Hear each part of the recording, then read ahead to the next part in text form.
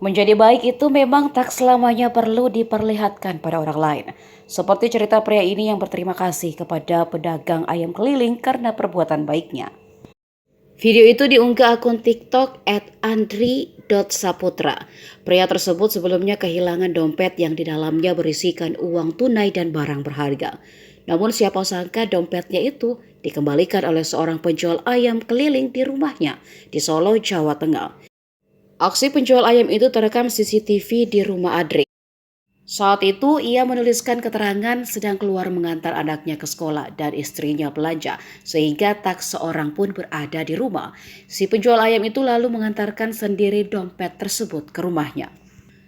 Menyadari tak ada orang di rumah, pria tersebut pun meletakkan dompet yang jatuh di atas kap mobil lalu menutup kembali pagar dengan rapat. Aksi jujur dari pedagang ayam tersebut pun membuat pemilik dompet terharu. Ia pun akhirnya bisa secara langsung mengucapkan terima kasih saat pedagang ayam keliling yang diketahui bernama Ilham itu kembali berjualan di sekitar kediamannya.